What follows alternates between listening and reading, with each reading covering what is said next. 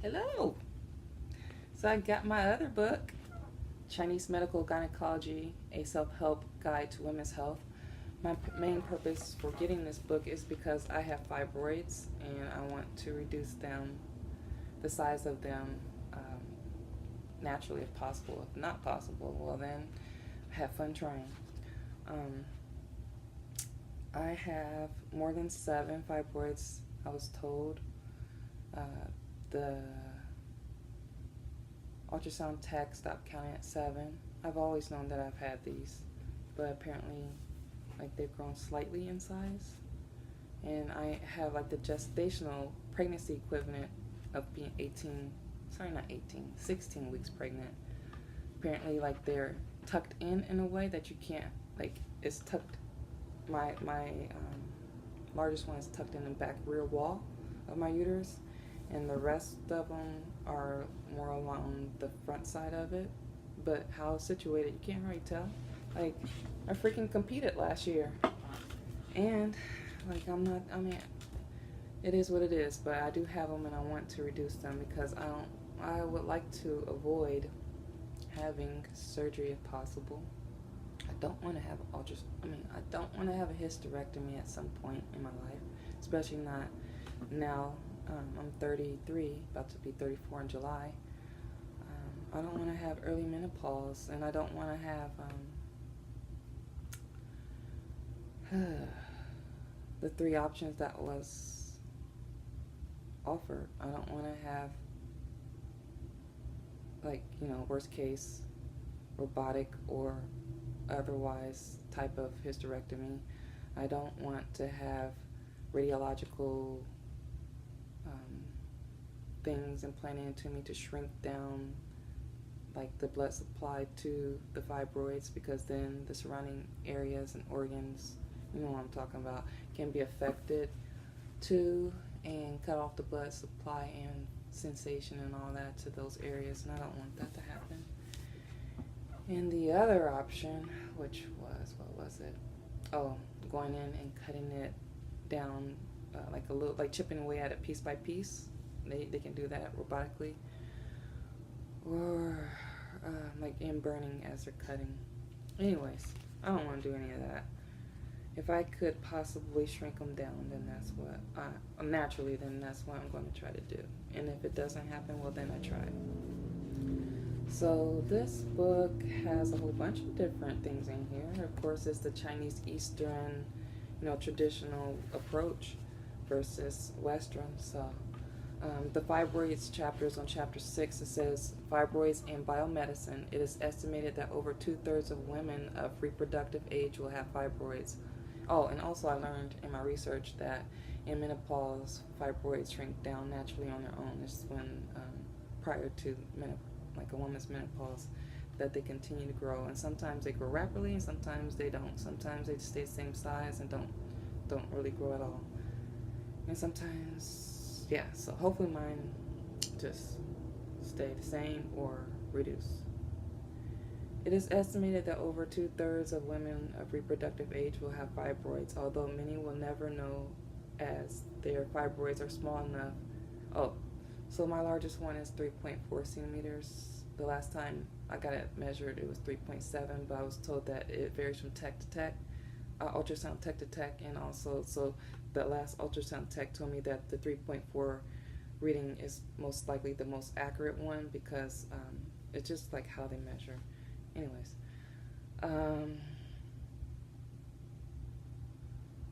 fibroids frequently go unnoticed until they grow rapidly during a perimenopausal phase around age 40, and most decline substantially after menopause. As the uterus shrinks, so do the fibroids. If a woman takes estrogen, which I didn't even know, maybe that's a typo. After menopause, the fibroids may remain as they are or grow even larger. Small fibroids usually have no symptoms, but larger masses can cause excessive menstrual bleeding, and very large fibroids can contribute to miscarriage, which I've had 2 miscarriages. When my first baby was born, stillborn, at almost exactly was it? It was almost exactly 5 months, and then my second baby, he was, oh, I'm talking about gestational period. Second baby was born almost exactly 6 months gestational, but he lived for an hour, then he died. But they contributed that to having incompetent cervix, which is where a woman's uterus can't hold the weight of a baby and just opens up and the baby's delivered. So I lost 2 babies, but my I don't know if my fibroids contributed to that, but it could have. So I had them back then too. Anyways, and then they also told me that, or in my research found that the bladder can be affected by the fibroids, which I saw in my ultrasound that mine is, because it's pressing on my bladder.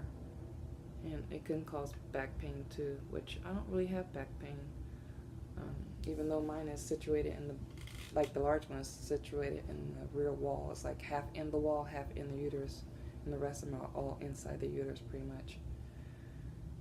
I know this because I talked to the ultrasound tech and she showed me images of and compared both my old one and my new one, the one I had back in 2016. So anyways, I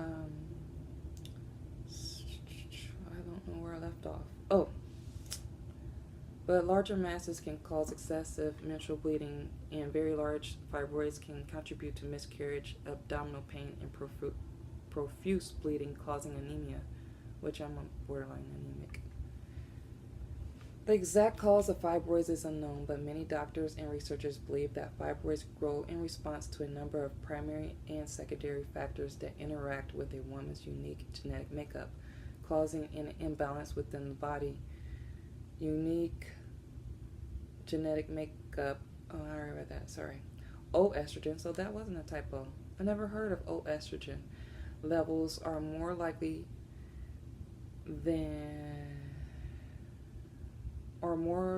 likely the overall primary factor. There are 2 key factors that support this theory: the large increases in local O-estrogen concentration within a fibroid itself, and concentrations of O-estrogen receptors in fibroid tissue are higher than in the surrounding tissue. The fact that fibroids shrink at menopause. At menopause, a woman's circulating O-estrogen levels decrease dramatically, but women who take supplemental O-estrogen after menopause may still have issues with fibroids. I never heard of O-estrogen. What is it? Okay, complications. The most likely issue with uterine fibroids is bleeding, which can manifest in spotting or breakthrough bleeding of heavy periods. Fibroids, if large enough, can press on the bladder, which is mine, in front of the uterus or on the rectum behind the uterus, causing either frequent urination or constipation. Thank God I don't have the latter. But anyways, fibroids may interfere with the ability to become pregnant if the bulge into the interior of the uterus, and large uterine fibroids may be responsible for early stage miscarriages. I see. Fibroids in Chinese medicine. The first depiction of uterine fibroids in Chinese literature was in the Ling Shu, which defined Shi Jia, a stony tumor. Shi equals stone, Jia equals mass. From this text arose the general concept of abdominal masses in Jing Jia, which denotes 2 types of masses. Xing refers to one in fixed position that is painful, and Jia is a mass that can be moved and only hurts when pressure is applied. In the Jingui, now, you know, I'm not Chinese, so I don't know if I'm pronouncing this correctly or not. I'm probably most likely 99% not. Yao Lui, Essential Prescriptions from Golden Cabinet, which is some book or literature published in 1340.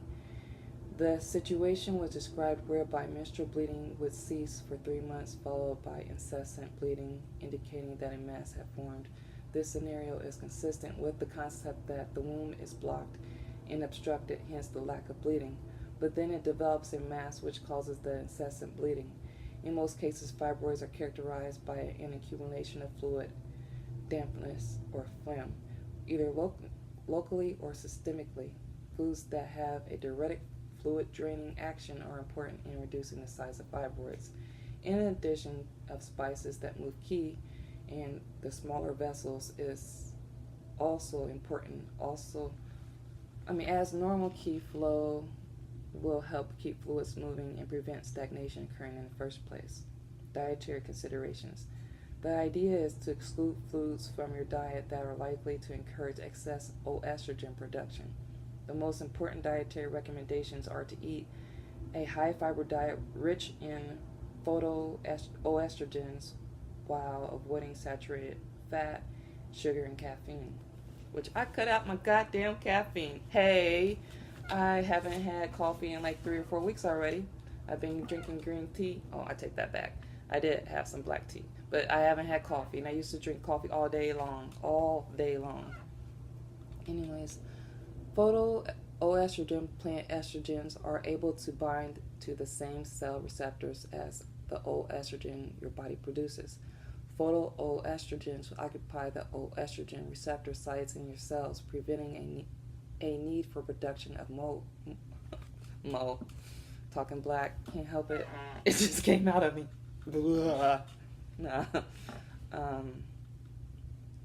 Lost my place.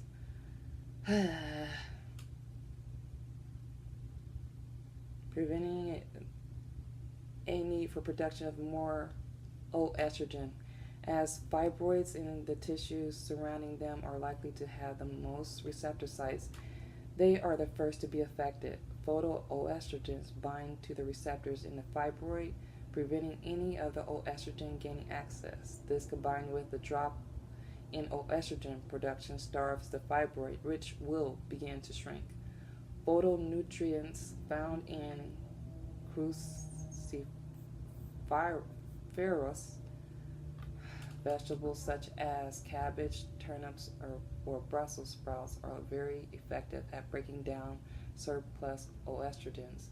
These phytonutrients, indole 3-carbinol, the symbol is the I symbol, the 3 symbol, and the C symbol. D-indole limethane, the symbol is D, the letter D, the letter I, and the letter M, and sulfane are often the active ingredients in anti-fibroid nutritional formulas sold on the internet, which I'm about to buy some, or did I already? Sometimes I have a good / bad memory. I did buy some stuff on Amazon, but I don't know what I bought. I don't know if it was a supplement or just these books. I'll have to check. The ideal anti-fibroid diet is mostly vegetarian with small amounts of high-quality meat or fish, which I was pescatarian for a while, a couple years, up until the last few months. I kind of became not a pescatarian when I had Thanksgiving meal. Or was it the pre-Thanksgiving meal? It was the brunch, I think. Vitamin and mineral supplements. Vitamin D. In animal studies, vitamin D causes existing fibroids to shrink as well as preventing new fibroids growing. In a study performed by the Meharry Medical College in Nashville, Tennessee, vitamin D supplementation inhibited the growth of fibroid cells by 47%. Sharon et al. Let's just say the findings were found in 2010. Iron. Can't say it because I'm from Ohio. Iron. I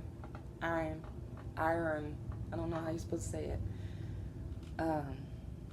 Uterine fibroids can cause heavy menstrual bleeding and resultant anemia. If you find over-the-counter iron supplements cause constipation, try blackstrap molasses. Add it to warm water or put it on your porridge in the morning. Don't have any porridge. Magnesium citrate. Uterine fibroids can become calcified, stone-like. Magnesium supplements dissolve the calcium layer around the fibroids and fully eliminate the calcified layer, thus preventing the calcification of uterine fibroid tumors. All right, bad bitches, no. I might have a little bit of weirdness coming out from time to time. Therapeutic recipes for the complete. Okay, so they have these recipes on here, which I'm not about to read, but just know they're here. And skipping ahead, acupressure. Okay, how to apply acupressure to the points.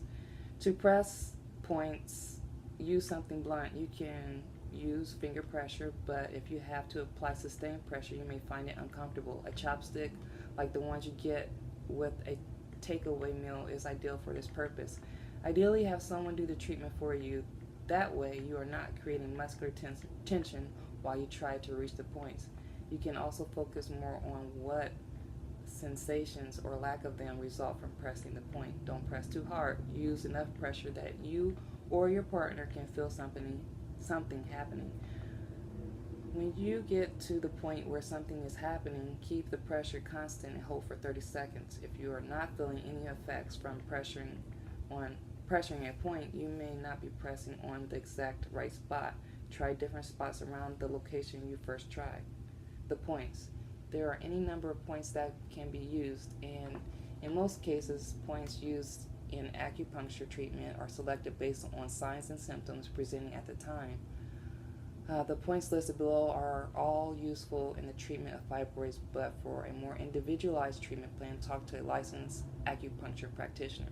So they're talking about the lung one, Zong Fu Central Treasury. So they're saying the actions is it transforms phlegm and regulates the water passages. The location is at the level of the first intercostal space, the space between your ribs, 6 finger breaths from your breathstone. Location, note the first space that you come to above your rib cage is the top of the first rib.